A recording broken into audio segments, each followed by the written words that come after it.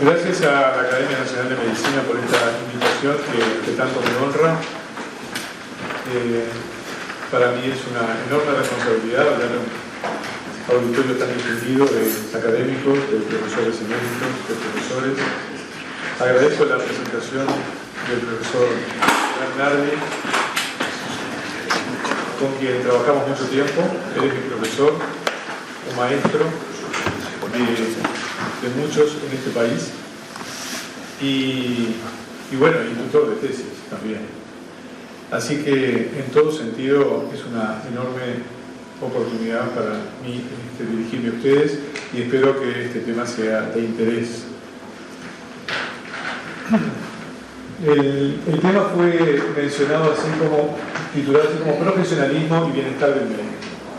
Entonces vamos a ir viendo al principio separadamente estos conceptos y las implicancias que tienen para después ver de qué manera estos se interrelacionan y de qué forma se puede trabajar en ellos con miras a promover el profesionalismo y el bienestar de los médicos.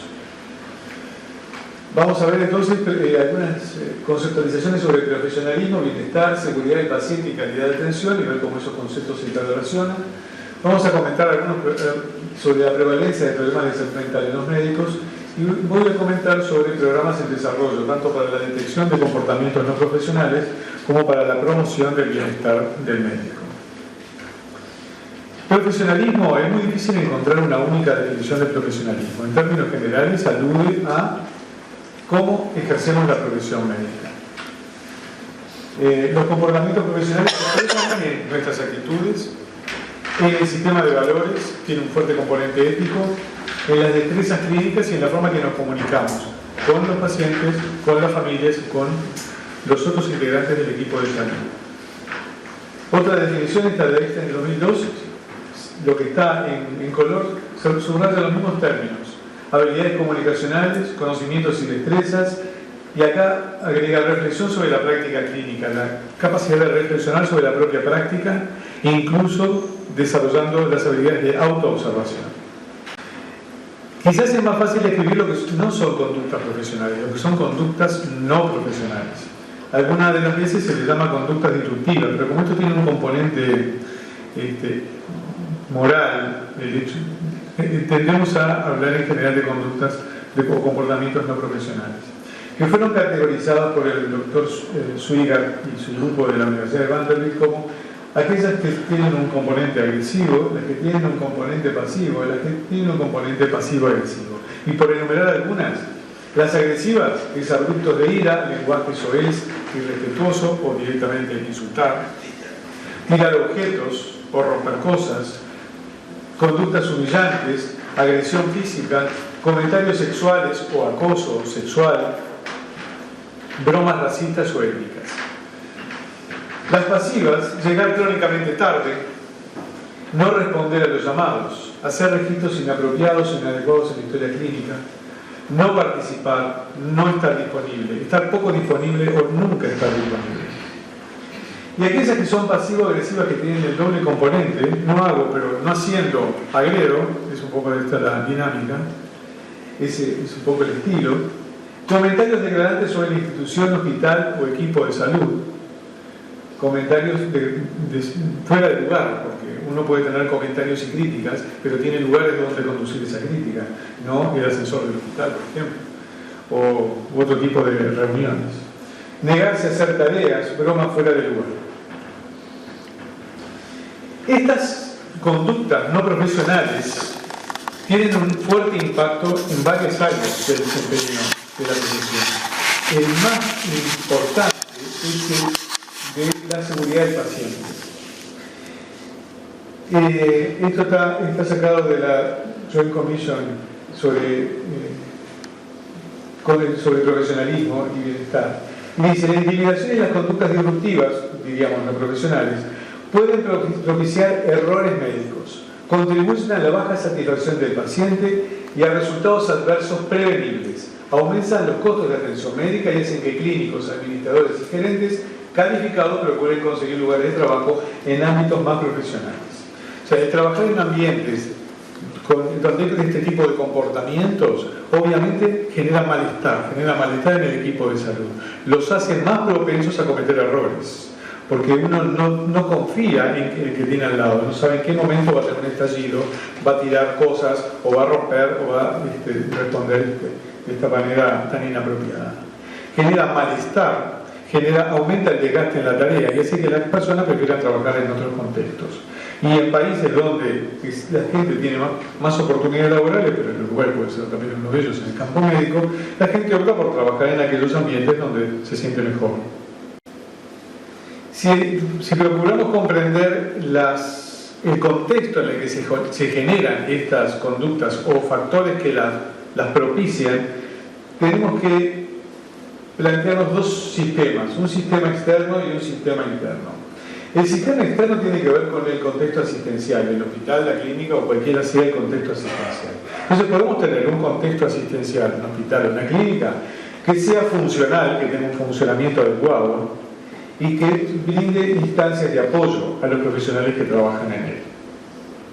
En cuanto a condiciones laborales, buenas condiciones laborales, condiciones seguras para el equipo de salud y para los pacientes, en fin, podemos hacer una larga lista.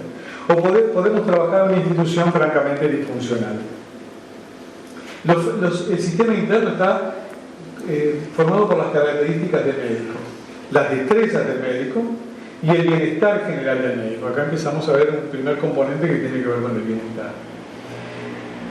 O el sistema interno puede tener escasas destrezas, o sea, está propenso a cometer errores por escaso destrezas profesionales o por presentar malestar psicosocial. Y cuando se combina una institución disfuncional con un médico con escasas destrezas o con malestar, esta es la tormenta perfecta. Pasamos ahora al otro concepto del cual vamos a conversar hoy, y es el de bienestar profesional. Tampoco existe una única definición, pero no es tan distinto de lo que se puede considerar bienestar general o salud en general. La salud del bienestar del ser psicológico, físico, emocional y espiritual del individuo en relación con su ámbito de trabajo y del hogar. O sea, es el estado de equilibrio psicológico, social, espiritual del individuo, pero que se agregan la relación en el ámbito del trabajo y en el ámbito del hogar. De algún lado nos llega la creencia de que por ser médico somos integrantes de la Liga de Campeones, o sea, invulnerables, todopoderosos, capaces de resistir las condiciones que sean necesarias, soportar. Esto está avalado por dos elementos: la cultura de la medicina, que es un término que para mí es relativamente nuevo, pero que se usa mucho cuando uno se acerca a estos temas, y el currículum oculto. La cultura de la medicina está apoyada a su vez en ese currículum oculto, que es aquello que se nos transmite por parte de la institución y de la forma de funcionamiento de los equipos de salud, que nos dicen cómo tenemos que comportarnos en determinadas circunstancias. Esto no es explícito. Esto es lo que le da a entender a una persona si sirve o si no sirve. Si es demasiado blandito, ¿tá?, o es demasiado tierno para esto, ¿tá? Entonces se transmite la idea de que uno, para ser médico, debe cumplir con ciertos requisitos. Y si no cumple con esos ciertos requisitos, no puede formar parte de este selecto grupo de campeones. Y el currículum oculto tiene algunos mensajes y alguna transmisión de conceptos que son francamente perjudiciales para el bienestar y para el desempeño profesional. Más allá de Liga de Campeones, estamos en un grupo que tiene alta prevalencia de depresión, alta prevalencia de desgaste profesional, desgaste profesional entendido como esta triada de agotamiento emocional, distancia interpersonal o cinismo y baja realización personal. Cinismo en el sentido de esto va a ser siempre igual, nada se puede cambiar, las cosas van a seguir siempre así, es toda una porquería. Y baja realización personal en el sentido de que no se siente satisfecho con su rol profesional.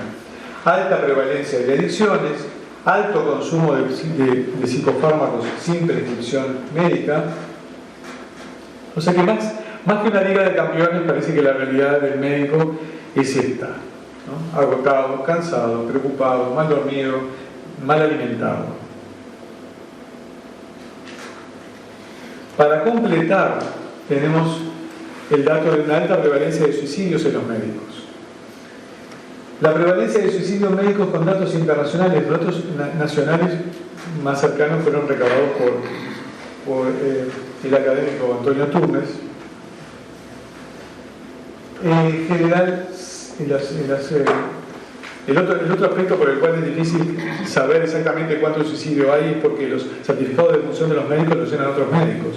Entonces, muy probablemente muchos suicidios no figuren en el certificado de defunción como tal, sino con otro tipo de causas. Pero bueno, se estima que la tasa de la prevalencia de suicidios en los médicos es 1,5 veces más alta que la población general. Pero lo más llamativo, esto para los médicos hombres, pero lo más llamativo es que es 2 a 4 veces mayor para las mujeres. O sea que el riesgo de morir por suicidio es 2 a 4 veces más alto en las mujeres médicas que en las mujeres de la población general. Y esto no tiene que ver con la cantidad de intentos de autoeliminación, porque las mujeres médicas intentan mucho menos frecuentemente, sino porque es mucho más efectivo, porque las mujeres médicas saben cómo hacerlo y lo hacen efectivamente. Los médicos entonces están expuestos a entrar en una cuesta abajo que pasa de un alto nivel de funcionamiento y alta productividad a un no funcionamiento o un funcionamiento no productivo con pérdidas familiares y pérdidas institucionales. Y desde el punto de vista de la salud, de una situación de salud y bienestar profesional, pasando por distintas etapas de estrés y de burnout, a riesgos de problemas de salud mental con falla total de los mecanismos de afrontamiento.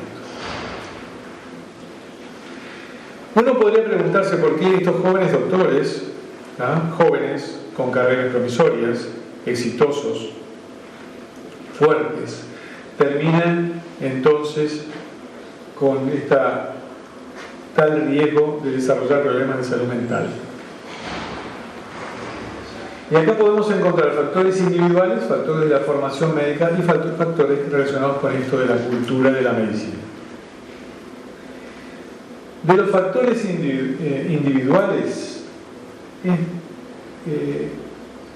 aquellos médicos que sufren más probabilidad de tener depresión, suicidio u otros problemas de salud mental, tienen estas características. Más probablemente son solteros, escaso soporte social, falta de redes sociales, aislamiento. Es un hecho que los jóvenes cuando entran a la carrera de medicina pierden los amigos que tenían en su vida anterior. O sea, les cuesta mucho mantener, quizás eso ha sido la experiencia para muchos de nosotros, les cuesta mantener las redes sociales que tenían en las etapas previas a entrar a la universidad.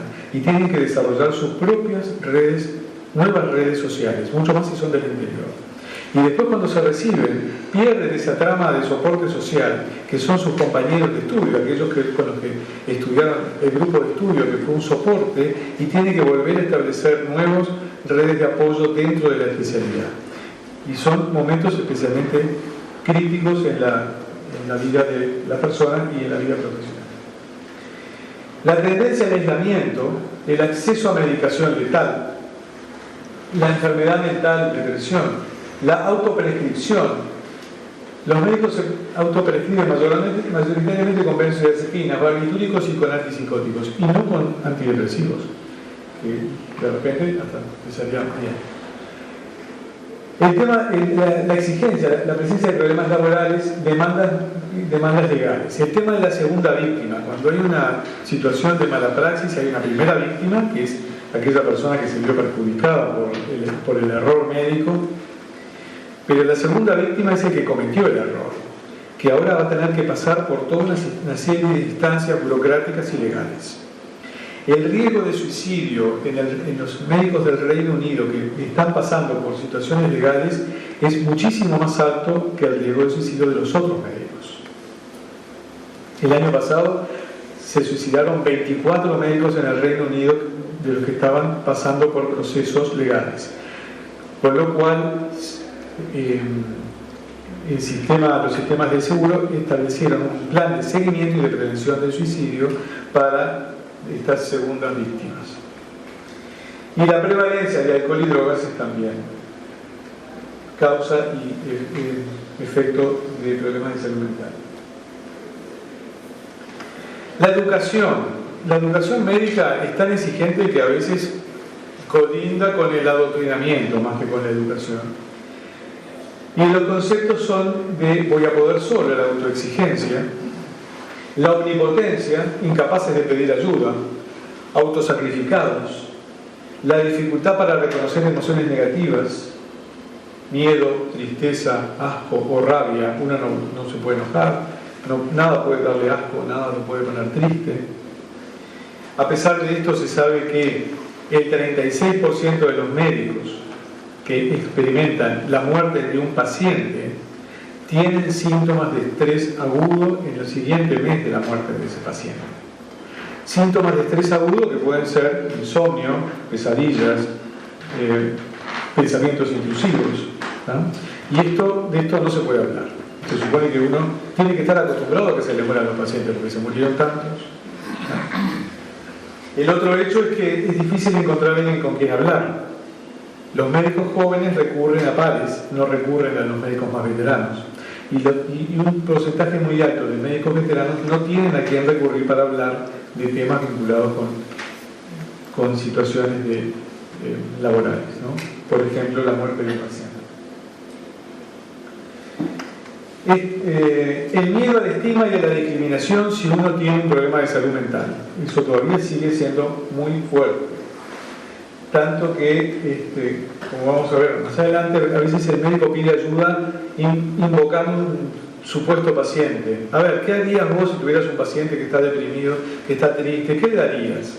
¿Ah? ¿O qué harías vos con un paciente que está teniendo problemas con el alcohol y la consulta la está haciendo para sí mismo? Perfeccionistas con un alto sentido del deber. Las escuelas de medicina nos quieren perfeccionistas y nos quieren con un alto sentido del deber. Y tienen razón, porque tenemos una gran responsabilidad entre manos que es la vida y el bienestar de otras personas. Pero en esto del perfeccionismo y del alto sentido del deber, están dejando de lado toda una serie de necesidades del joven médico en formación y del médico egresado.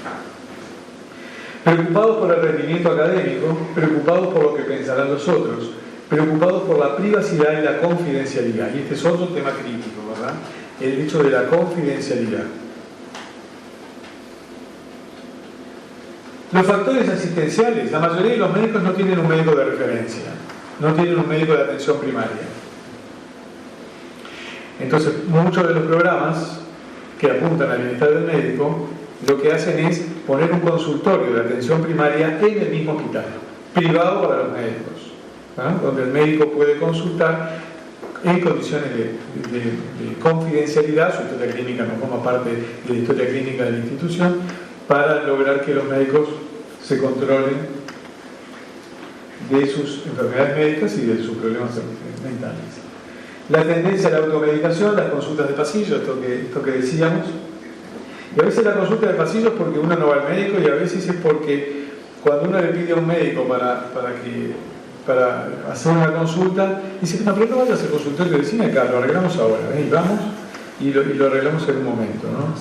Nos concedemos también poco tiempo entre nosotros. El desconocimiento de la enfermedad mental de los ajenos, todavía los médicos tenemos dificultad para hacer diagnósticos sobre la enfermedad mental y mucho más con respecto a nuestras propias enfermedades mentales.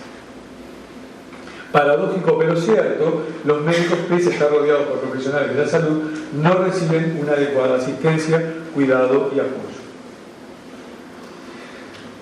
Este diapositivo viene a ejemplificar un poco, en síntesis, cómo estos elementos están relacionados entre sí. Profesionalismo, bienestar del médico, seguridad del paciente y calidad asistencial. Veíamos que para tener buenas prácticas profesionales uno tiene que estar bien con uno mismo, tiene que sentirse bien. O sea que la relación entre buenas prácticas profesionales, habilidades comunicacionales, buenos vínculos interpersonales, capacidad de negociación y resolución de conflictos tiene directa relación con estar satisfecho con la tarea y tener un bienestar físico y mental, además de social y familiar. Estos dos elementos redundan en la seguridad del paciente. Mejores conductas profesionales con médicos trabajando en contextos más saludables reportan mayor seguridad para el paciente y a su vez mayor calidad. Por donde entremos al cuadrilátero, los otros elementos nos van a aparecer. O sea que claramente hay una integración de estos conceptos. Veamos qué se puede hacer para trabajar en la prevención y promoción de comportamientos no profesionales y cómo podemos promover el bienestar del médico. Esto es un poco la trayectoria que hemos seguido en la Facultad de Medicina en los últimos 5 años. Hemos ido transcurriendo por estas etapas, no estaban previstas previamente, se fueron dando. En el año 2010, trabajando en conjunto con un equipo de la Universidad de George Washington y otro equipo del grupo de bienestar del médico de la Universidad de Vanderbilt, empezamos a definir los temas y empezamos a identificar líderes. Y nos encontramos con que había en Uruguay varias instituciones que estaban preocupadas por este tema. Desde distintos años. Las comisiones de seguridad del paciente, el grupo de seguridad del paciente del Ministerio, los doctores Godino, Barbato, el doctor Pusit, creo que también formaban parte de ese grupo, sobre todo enfocando desde la seguridad del paciente, el Fondo Nacional de Recursos y la Comisión de Educación del Fondo, desde también la perspectiva de seguridad. El Colegio Médico ya estaba desarrollando también actividades sobre el tema del profesionalismo. La Facultad de Medicina, o sea que realmente había en el país personas que estaban liderando aspectos desarrollados con este tema. Se comenzaron a hacer actividades de sensibilización y de toma de conciencia y de favorecer el diálogo. Y bueno, para nosotros en la facultad un hito fue una pieza teatral que planteaba este tema y que se presentó a docentes, a estudiantes y egresados. Se hicieron visitas a centros de referencia del exterior para identificar cuáles eran las mejores prácticas que podíamos recoger en esos centros para ser aplicadas después en el país, con a su vez visitas de los profesores, hasta que el año pasado empezamos a desarrollar programas y establecer recursos. Entonces me gustaría ahora comenzar a hablar de los programas en los que estamos trabajando, en conjunto, digo nuevamente, con otras instituciones. Los pilares para el cambio en la cultura de la medicina son estos que están acá. Compromiso de los líderes, lo teníamos, muchos líderes en el país comprometidos. Difundir contenidos y aumentar la formación, se estaba trabajando en esto. La academia está preocupada también por este tema y trae este tema a discusión. Entonces, el siguiente es implementar programas de bienestar profesional. La pregunta es posible ser médico y al mismo tiempo disfrutar de la profesión y de la vida? Cuando uno habla con los residentes, piensa que no, que ser médico es un calvario, que estamos hechos para sufrir y que hay pocas ocasiones en las cuales uno realmente disfruta de la profesión y de la vida siendo médico. En la reunión de la Conferencia Internacional sobre Salud del Médico que organiza la Asociación Médica Americana, la Asociación Canadiense de Medicina, la Asociación Médica de Canadá y la Asociación Médica Británica, que se hace cada 2 años, el tema fue aumentar la alegría en la medicina.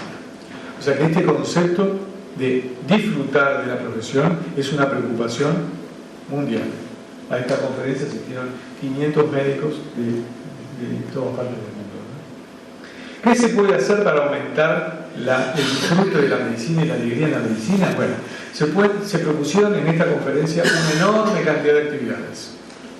Música, deporte, arte, favorecer el afrontamiento y la resiliencia, mindfulness, que es una estrategia terapéutica que cada vez está teniendo más auge, fomentar la resiliencia, actividades de narrativa, tiempo libre, balance trabajo-hogar, yoga. Hay una enorme cantidad de actividades que se pueden hacer dentro y fuera del trabajo. Algunas de estas actividades, en Canadá, por ejemplo, los residentes las hacen en horario de trabajo. Estamos lejos todavía de llegar a esto, ¿no? De que el médico se considere valioso, feliz, importante, único y un ser increíblemente maravilloso, pero tenemos que trabajar para sentirnos mejor. El siguiente aspecto es establecer códigos de conducta. En esto, el lunes acabamos de tener una reunión con la Comisión Nacional de Residencias Médicas para proponerles que en las próximas jornadas de residencia, que van a ser en el mes de abril, haya un taller sobre bienestar de los residentes. La idea es cómo hacerlos más resilientes y cómo lograr que se tomen su tiempo para actividades de disfrute dentro del trabajo. Pasamos a esto: establecer códigos de conducta o compromisos de comportamiento. El Ministerio de Salud Pública promovió, allá por el 2013 y el 2014, recomendaciones para un acuerdo de comportamiento para prevenir comportamientos disruptivos. Un año después, el doctor Marcelo Barbato afirma acá que solo el 10% de las instituciones adhiere a acuerdos de conducta. En este momento, el Consejo encomendó a un grupo de trabajo la confección de un manual de comportamientos, porque en ciertos eventos que ocurrió el año pasado en el Hospital de Clínicas se vio que había realmente una carencia de manual de las cosas que se pueden o que no se pueden hacer, porque hay cosas obvias que uno diría que no son comportamientos profesionales, pero que no están escritas en ningún lado, y seguramente no se escribieron porque se pensaron o que eran naturales, como beber alcohol en las guardias, ¿no? O acosar a una enfermera, ¿no? O propasarse con una estudiante, pero que, bueno, entonces capaz que nadie pensó en escribirlas, o porque eran naturales o porque se pensaron que eso no podía pasar. Pero la sorpresa es que pasan y hoy en día pueden ser realmente un problema.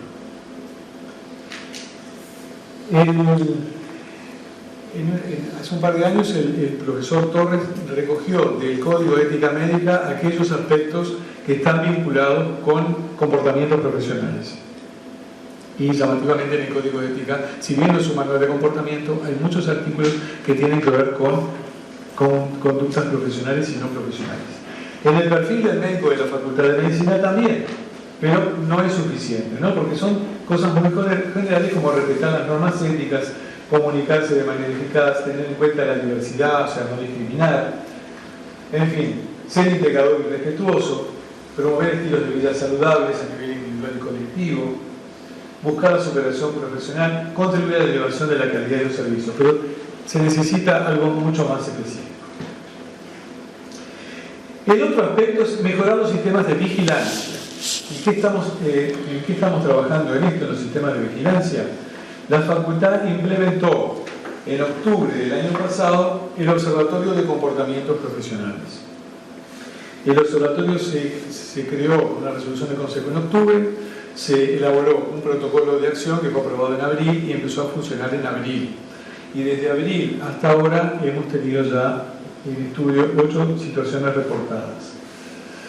¿Cuál es el objetivo? Es elaborar propuestas para la promoción del profesionalismo, es la prevención de comportamientos no profesionales, la recepción de reportes sobre sus situaciones de comportamiento no profesional, el estudio de los casos y la generación de instancias de remediación. ¿Por qué y para qué reportar? El reporte no es una denuncia, esto es el concepto fundamental que nosotros estamos tratando de transmitir al colectivo de docentes, estudiantes y egresados que trabajan en equipos de salud de la facultad. El reporte es una forma que nos permite hacer un diagnóstico e intervenir de manera de remediar aquellas situaciones a través de la negociación. ¿Cómo reportar? Bueno, el reporte tiene que ser firmado, pero todo lo que se reporta es absolutamente confidencial. O sea, la persona reportada no tiene por qué, no se va a enterar de quién es aquel que reporta, para asegurar y evitar el miedo a, sobre todo si se reporta a una persona que tiene más jerarquía, más autoridad en la institución.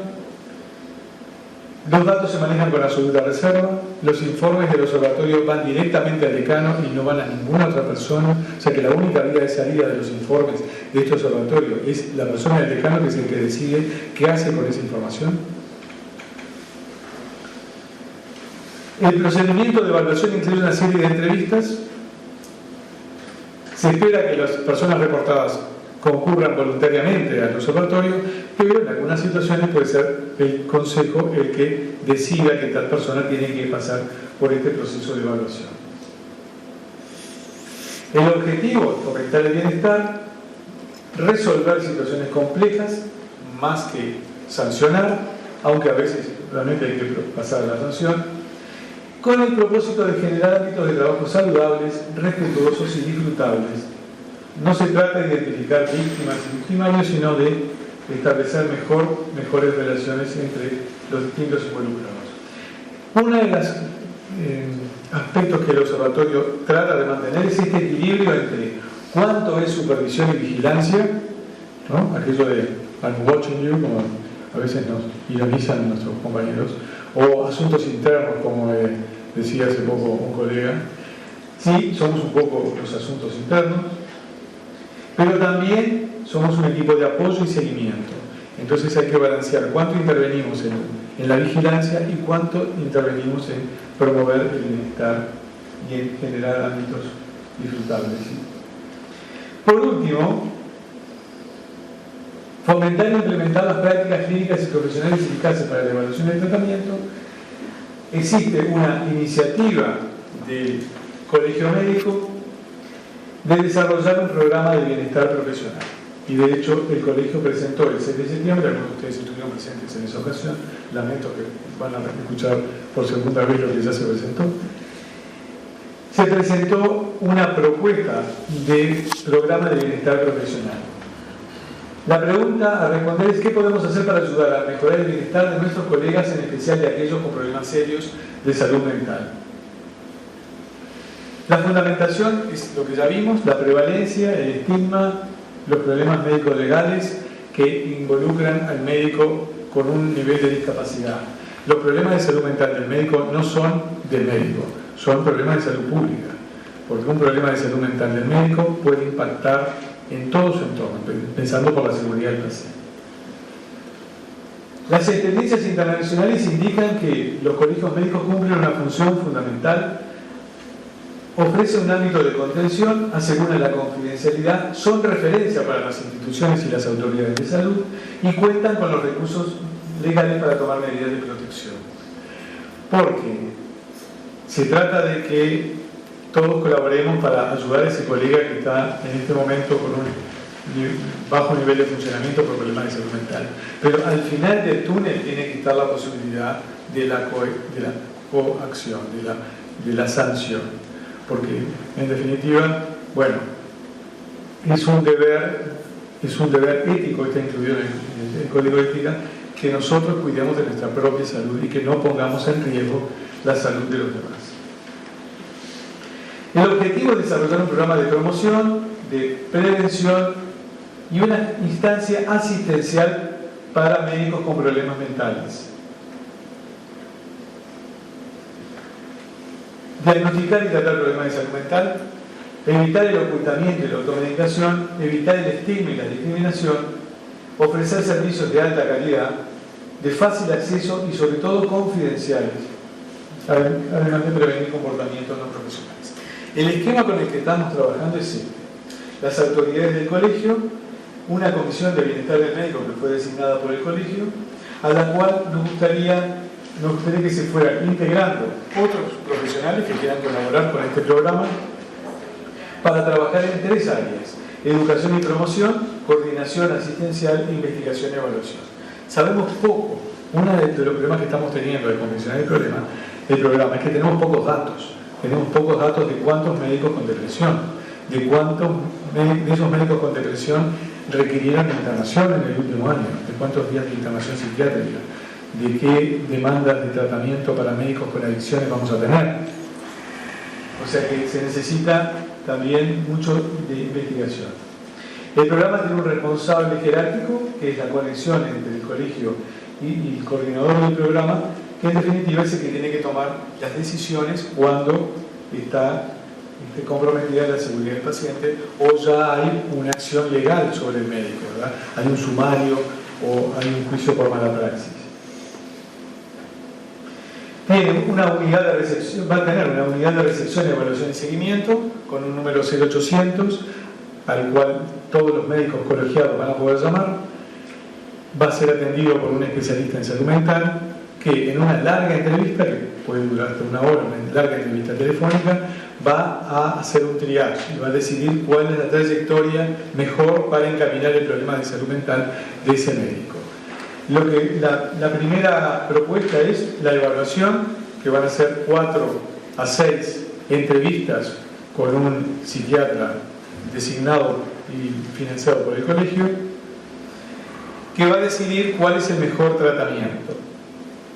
Y esperamos contar con una unidad de tratamiento, que esto es un aspecto crítico en cuanto a qué tipo de tratamiento puede ofrecer el colegio, cómo financiar esas formas de tratamiento y cuál va a ser el alcance de esos tratamientos. Y eventualmente siempre tenemos la posibilidad de contar con los otros efectores del Sistema Nacional Integrado de Salud. Pero la idea es que cuando llega a este punto hay una debilidad, ese pasaje del médico con problemas de salud mental llevado a consultar el efector de salud que lo atiende, ya sea una mutualista o un seguro privado, ahí corremos el riesgo de perderlo. El Colegio Médico de España, que tiene un programa de atención integral médico enfermo, lo ha resuelto incorporando las unidades de tratamiento a estos programas. El bienestar del médico es una responsabilidad de todos. Es difícil para nosotros como médicos reconocer la disfuncionalidad de nuestros colegas y las nuestras propias. Y el Código de Ética contempla algunos artículos que nos pueden orientar en esto. En el Código de Ética español es muy claro que si un médico toma conocimiento de un colega que tiene un nivel de discapacidad por una enfermedad mental, tiene que aproximarse, está éticamente obligado a aproximarse a ese colega y hacerle una recomendación de que se trate. Y que si ese colega no se trata, tiene la obligación ética de reportarlo al colegio para que el colegio le disponga un tratamiento a ese colega. En nuestro Código de Ética, el artículo 14 dice: todo médico tiene obligación de atender, le agradezco al presidente del colegio que me dio esta transparencia, porque yo se lo usted, no sé cómo fue. Todo médico tiene obligación de atender en condiciones personales físicas, psíquicas adecuadas para su desempeño profesional. O sea que tenemos una obligación de estar en buenas condiciones. Es una falta ética que el médico atienda a los pacientes en estado de intoxicación. La reiteración de esta falta, junto con la negativa a integrarse en un programa de rehabilitación, merecerá medidas disciplinarias complementarias. O sea que los médicos con adicciones están obligados a integrarse en un programa de rehabilitación. Y ahí la doctora Yoram Rispari siguió rastreando en el código y llegó al artículo 79, que dice: constituye una obligación de todos los médicos colegiados cumplir las disposiciones establecidas en este código y contribuir a que sean adoptadas y respetadas por la totalidad de los integrantes. O sea, ¿qué pasa cuando uno observa que un colega no está respetando una de las normas del código? Por ejemplo, la de cuidar su salud. Tendríamos que seguir reflexionando sobre esto. ¿En qué estamos en la etapa de desarrollo del programa de bienestar profesional? Bien, estamos tratando de armar el rompecabezas, que tiene aspectos muy complejos. El técnico asistencial, que es desde las cosas más prácticas, quiénes van a ser los psiquiatras y psicólogos que van a trabajar en el programa, en qué planta física, si hay que hacer una internación psiquiátrica, dónde, durante cuánto tiempo. La infraestructura logística, me refiero a esto también, en los aspectos legales, porque en la ley del colegio no está incluido el hecho de que el colegio sea un prestador de salud para nosotros, incluso para los otros médicos. Y el aspecto económico y financiero, o sea, cómo manejar, cómo obtener recursos para sostener estos programas asistenciales. tenemos la expectativa de que para abril de 2017, porque para eso nos comprometimos, de que de aquí a abril el rompecabezas ya está armado y funcionando al menos en forma piloto.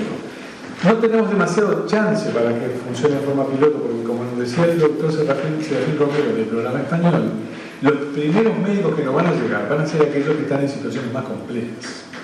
O sea que tenemos que tener armados todos los dispositivos, incluso aquellos destinados a atender las situaciones más complicadas, porque los que nos van a llegar, según decía él, son las bombas, aquellos que están a punto de estallar. Y cada vez que tenemos una reunión, a todos nos viene a la memoria algún colega que o estuvo en esa situación y ya no está, porque murió, algunos porque realmente salieron, y otros que están pasando por momentos muy difíciles. El objetivo es que con el tiempo podamos pasar de una vivencia de la medicina de este tipo a una vivencia de la medicina de este otro. Muchas gracias.